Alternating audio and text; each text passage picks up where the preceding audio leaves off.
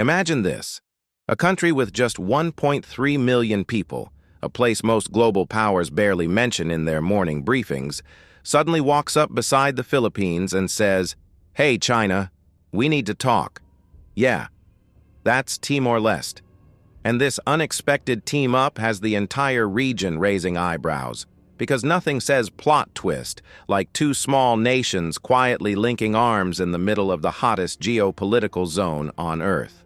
Welcome to the newest chapter in the South China Sea drama, where the Philippines just gained a new partner, China gained a new headache, and Timor-Leste gained a spotlight it absolutely did not ask for, but is definitely ready to use. But hold up. Before this sounds like a feel-good unity story, let's be clear.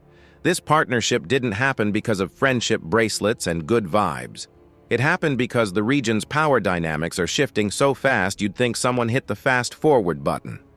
And in this chaos, the Philippines and Timor-Leste realized something important. Working together might be the only way smaller nations survive a neighborhood with a giant that doesn't play by the rules. A surprising partnership with serious intentions. The moment Manila and Dili started tightening ties, analysts across the Indo-Pacific went from "wait, what?" to "oh, wah," because when you look closer, this partnership makes perfect sense. The Philippines has been on the front lines of maritime tension for years, from water cannon incidents to ship blockades and territorial staring contests that get just a little too close for comfort.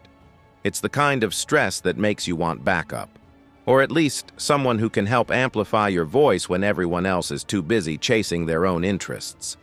Timor-Leste, meanwhile, has spent the last decade mastering a different kind of battle. Not with ships or sailors, but with international law, diplomacy, and negotiation. After all, it took those tools to secure its independence, define its maritime boundaries, and slowly climb toward ASEAN membership. So when the Philippines extends a hand and Timor-Leste grabs it, you suddenly have a combination of hard-earned moral authority and real-world maritime experience. A pairing that can't outgun China, but might just outmaneuver it. From friendly cooperation to a strategic signal. Here's the part nobody expected. This wasn't a quiet handshake behind closed doors. No. Both sides made sure the world heard it. Diplomats emphasized maritime cooperation, shared values, upholding international law, and of course the magic phrase of modern geopolitics, regional stability. And when leaders start dropping that specific combination of words, it's basically the diplomatic version of saying, "We're not naming names, but we all know who this is about." This message lands especially hard because Timor-Leste, unlike Vietnam or Malaysia, isn't even a claimant in the South China Sea. They didn't have to get involved, but their decision to stand beside the Philippines is a signal that smaller nations are getting tired of watching rules get bent, rewritten, or straight up ignored. Timor-Leste joining the conversation gives Manila something it has been craving. Another Southeast Asian voice willing to say the quiet part out loud. The ASEAN angle, where the real game is played. Now here's where things get interesting. Timor-Leste is on the doorstep of ASEAN membership. That's the golden ticket to regional influence. And guess which country is vocal about supporting their entry? The Philippines. Manila knows that adding a principled, pro-rules, pro-transparency country into ASEAN could shift internal debates in ways China absolutely does not want. Because if Timor-Leste gets a seat at the table, you're suddenly adding a voice that leans toward law-based maritime norms. The exact norms Beijing finds inconvenient. So this partnership isn't just about patrol boats or meetings. It's about shaping the future political landscape of Southeast Asia. And make no mistake, Beijing knows it. Whenever ASEAN gets even a little more unified on maritime issues, China feels the pressure, because unity, for Beijing, is the one thing it cannot outmuscle. Why this matters more than anyone expected. At first glance, the Philippines teaming with Timor-Leste doesn't look like a power move. It looks like a side plot. But here's the twist. In geopolitics, Side plots often become turning points. Timor-Leste has something Manila desperately needs: credibility. Not military power, not fleets, not bases. Credibility. This is a country that has consistently championed diplomacy, arbitration, and legal frameworks, and has actually won major international disputes using those tools. So when it stands next to the Philippines and nods in agreement, the story changes. The Philippines isn't a lone voice complaining in a storm. It's a sovereign state backed by another sovereign state that believes the rules matter, and says so loudly. Suddenly, photos of joint meetings, public statements, and cooperative agreements start doing something Philippine warships can't. They reshape the narrative. And in a conflict where optics, legitimacy, and global opinion can determine how far big powers push their luck, that narrative shift is priceless. Prepare for Beijing's next move. Of course, every action gets a reaction, and you'd better believe China isn't just watching this development with popcorn and curiosity. Timor-Leste has economic ties with Beijing, including infrastructure projects and investment streams that China certainly wants to maintain influence over. So the moment Timor-Leste starts aligning more openly with the Philippines, China has to do the math. Do they pressure Timor-Leste to stay neutral? Do they offer new deals, new projects, new promises? Do they quietly discourage this budding alliance behind the scenes? Whatever happens next, one thing is clear. Beijing did not expect the smallest country in Southeast Asia to step into the arena and tilt the balance, even slightly, toward Manila. And the Philippines? They're seeing something they haven't seen in years.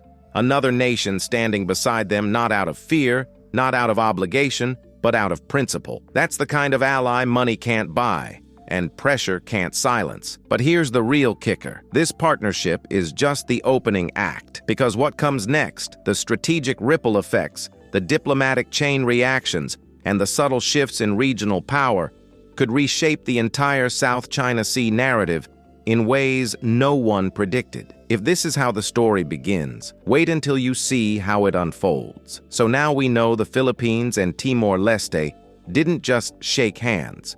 They lit a fuse under a region already stacked with geopolitical fireworks.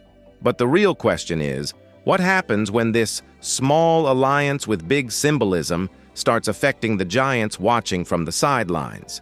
Because the truth is, in the Indo-Pacific, every quiet partnership becomes loud the moment it threatens someone's strategic comfort. And right now, China's comfort is looking, well, a little uncomfortable. Let's dive deeper into what this alliance sets in motion. Not just for Manila or Dili, but for every major power with ships, dollars, or interests in these waters. A new diplomatic pressure point in Beijing's blind spot. China has mastered the art of playing big countries off small ones. Loans here, investments there, infrastructure deals everywhere. A soft power strategy wrapped in hard power intentions. But here's the flaw. That strategy falls apart when small countries start coordinating, even subtly. Timor-Leste stepping beside the Philippines creates a diplomatic echo Beijing can't easily mute. Suddenly, every statement Manila makes about international law isn't just the Philippines talking, it becomes the Philippines and another Southeast Asian state calling for rules China dislikes. And that echo travels far. It travels to ASEAN, where maritime issues get debated behind polite smiles. It travels to the UN, where smaller nations band together against unchecked aggression. It travels to Western partners who've been waiting for more countries to show spine in the region. China isn't just worried about two countries teaming up. It's worried about who might join them next. Vietnam, Malaysia, Indonesia, when it suits them, nobody's pledging allegiance, but subtle alignments matter, especially when Beijing's strategy relies on keeping Southeast Asia divided just enough to avoid unified pushback. The Philippines gains something money can't buy. Let's be real. The Philippines doesn't have the biggest navy, the sharpest military assets, or the most generous budget for defense hardware. But it just gains something far more valuable in 21st century geopolitics: moral momentum. When a smaller country supports your cause, not because of treaties, not because of alliances, but because it believes you're right, the narrative changes. International audiences start paying attention. Major powers start adjusting their talking points. Media headlines start sharpening their language.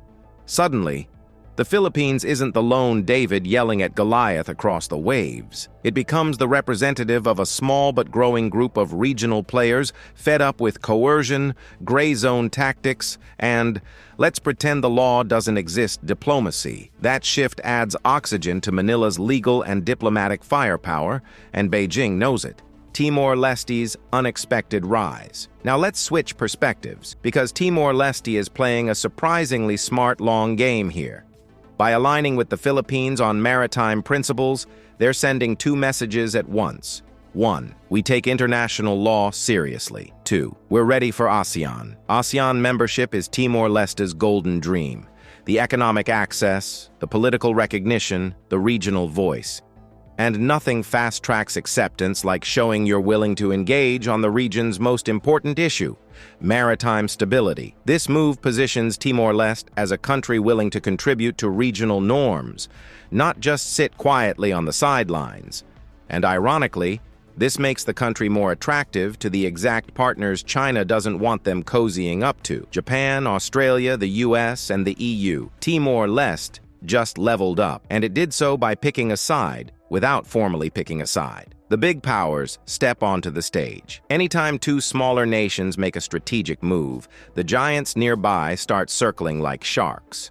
Not always to attack, sometimes just to sniff opportunity. So what do major players see in this emerging partnership? The United States-Washington sees alignment, and alignment means easier cooperation. The U.S. has been trying to rally Southeast Asia around a free and open Indo-Pacific, but that slogan doesn't mean much unless regional states echo it. Timor-Leste giving public support to the Philippines, that's an echo the U.S. loves. Expect more offers of training, patrol coordination, scholarships, and democratic governance programs, all dressed up as capacity building. Japan Tokyo has been investing in Timor-Leste for years.